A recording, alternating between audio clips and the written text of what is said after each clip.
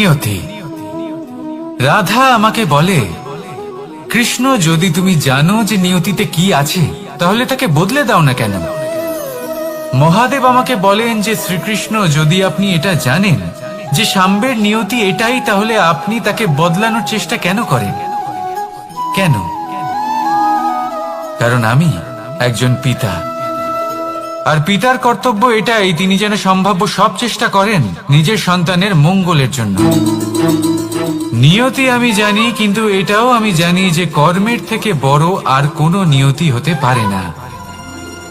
অভিজ্ঞতাও রয়েছে যে কর্মের হাতে নিয়তির এই চক্র বদলে যেতে পারে। তাই জীবনে যদি আপনার কখনো এমন মনে হয় যে এটা তো অসম্ভব, তখনও চেষ্টা করা কখনোই ছাড়বেন না। কে বলতে পারে আপনারই কর্মের কোনো এক বীজ হয়তো নিয়তির চাকায় আটকে গেল, আর নিয়তিকে নিজের পথ পাল্টাতে হলো, ঠিক কিনা? সেই জন্য নিয়তিকে ভাগ্য মেনে নিয়ে চুপ করে বসে থাকবেন না। নিজের নিয়তি স্বয়ং নিজের কর্মের দ্বারা নির্ধারিত করুন, কারণ আপনার এই কর্মের ওপরেই আপনার অধিকার রয়েছে, আর এই অধিকারকে নিয়তি অনেক সময় সম্মানও করে। তাহলে আসুন আর আমার সাথে ভালোবেসে বলুন, রাধা রাধা।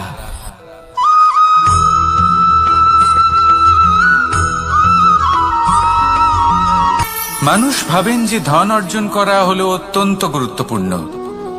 তিনি আজীবন ধন অর্জন করতে থাকেন, ধন অর্জন করার চেষ্টা করতে থাকেন। সে যাই হয়ে যাক না কেন, পরিশ্রম করতে থাকেন। স্বাস্থ্যের দিকে নজর দেন না, না উচিত সময় খাবার খান, না উচিত সময় ঘুমোতে যান, না পর্যাপ্ত সময় পর্যন্ত ঘুমন, কিছুই না। ধন অর্জন করতেই থাকেন, করতেই থাকেন।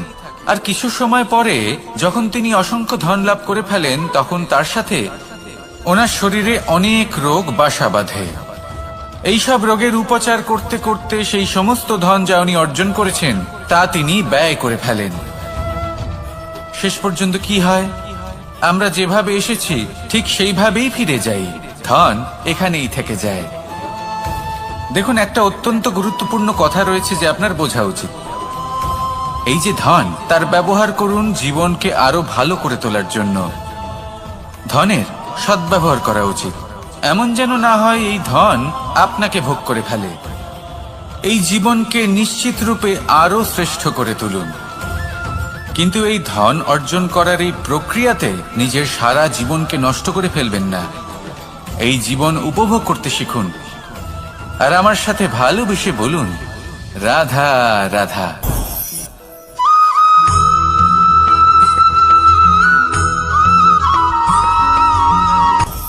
আপনি কখনো পর্বতের শিখরে উঠেছেন?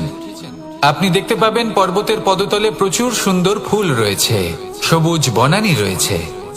যত আপনি ওপরে উঠতে থাকবেন তত ফুল কমতে থাকবে, সবুজ বনানী কমতে থাকবে। আরো কিছুটা ওপরে উঠলে কাঁটা জাতীয় গাছ দেখতে পাবেন, শুকনো গাছ দেখতে পাবেন।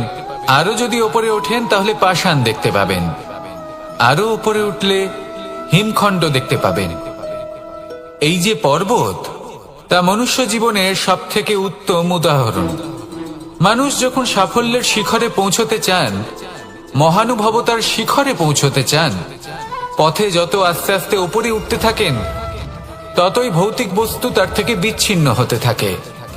যদি তিনি সেই ভৌতিক বস্তুগুলি ত্যাগ না করতে পারেন তাহলে কখনোই সেই স্থানে পৌঁছতে পারবেন না।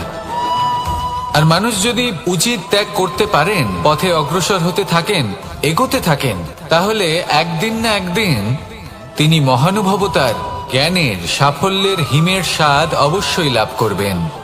মনে রাখবেন, মানব জীবনে ত্যাগ হলো অত্যন্ত গুরুত্বপূর্ণ অংশ। আসুন আমার সাথে ভালোবেসে বলুন, রাধা রাধা।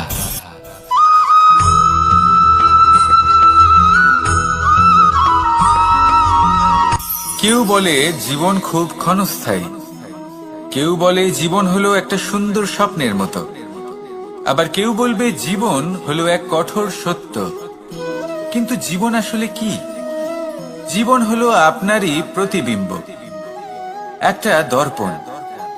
অর্থাৎ আপনি জীবনকে সেইভাবেই পাবেন যেরকম আপনি নিজেকে প্রতিপন্ন করবেন। যদি আপনি দর্পণের দিকে তাকিয়ে হাসেন, তাহলে আপনি সামনে হাসি মুখী দেখতে পাবেন। এবার যদি আপনি গম্ভীর হয়ে থাকেন, তাহলে আপনি একজন রুষ্ট ব্যক্তি দেখতে পাবেন। শেষে সবথেকে বেশি গুরুত্বপূর্ণ হলো আপনার চেষ্টা। আপনাকে সবসময় চেষ্টা করতে হবে যাতে আপনি নিজেকে প্রসন্ন এবং ইতিবাচক মনোভাবে রাখেন। এটা হলো আপনারই উত্তরদায়িত্ব, তাকে পালন করুন। এই মনকে প্রসন্ন রাখুন, এই সংসারকে সুন্দর বলে মনে হবে। আর এই মন প্রসন্ন হয়ে বলবে, রাধা রাধা।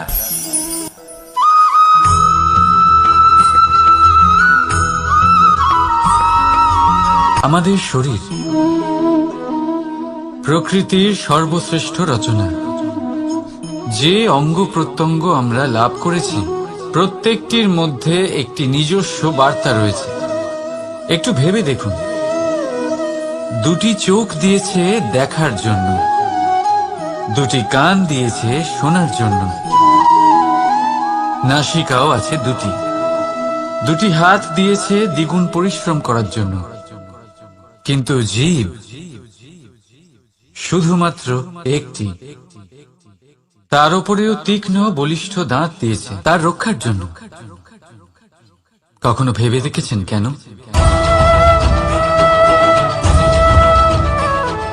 কারণ শব্দ আর শব্দের প্রয়োগ মানুষের সবচেয়ে বড় অস্ত্র, যার প্রয়োগ যত ভেবে চিন্তে করা যায়, মানুষ তার জীবনে ততটাই উপরে উঠতে পারে।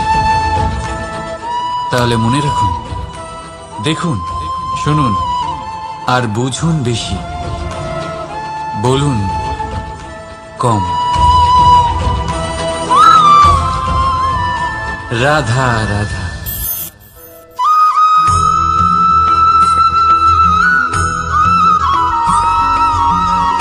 জীবন কিসের উপর নির্ভরশীল? ধনের ওপর।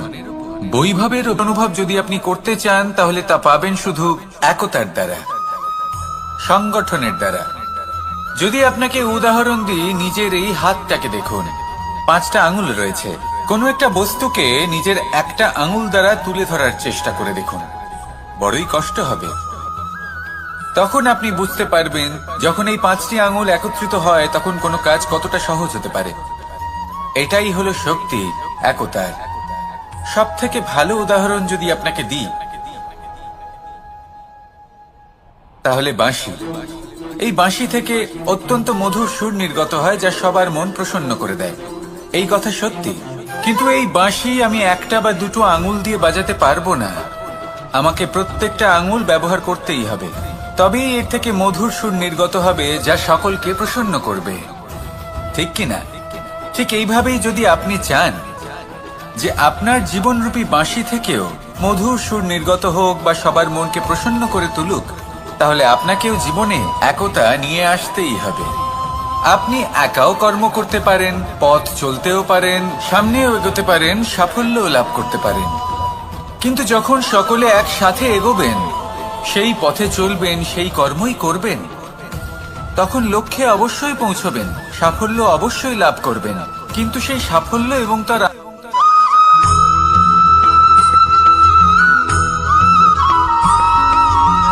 এই সংসারে সব থেকে বেশি কোমল বস্তু হলো রেশম।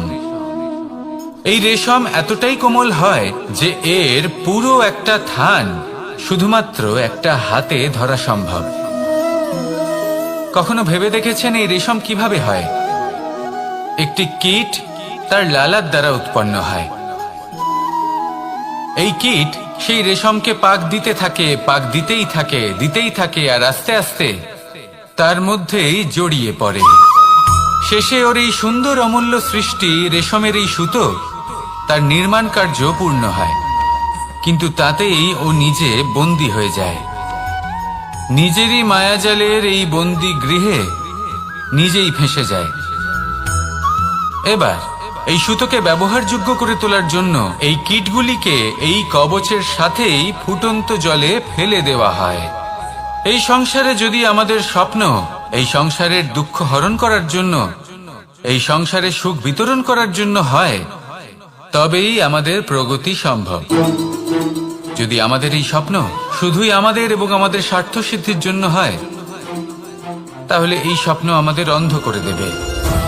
আমাদের অন্ধকারের পথে নিয়ে যাবে, আর আমরাও সেই কীটের মতো হয়ে যাব। নিজেদেরই মায়াজালে আমরা নিজেই ফেঁসে যাব, আর শেষে আমরা যদি কিছু লাভ করি তা হবে একাকিত্ব, অন্ধকারময় মৃত্যু। তাই স্বপ্ন অবশ্যই দেখুন, কিন্তু এমন ভাবে স্বপ্ন দেখবেন না যে তার এই বন্দিগৃহে আপনি নিজেই ফেঁসে গেলেন। স্বপ্ন দেখুন পরোপকারে।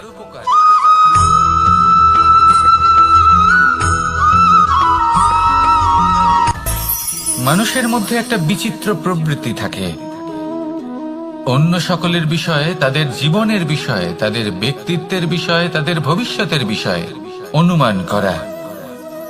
এটা হলো অনুচিত।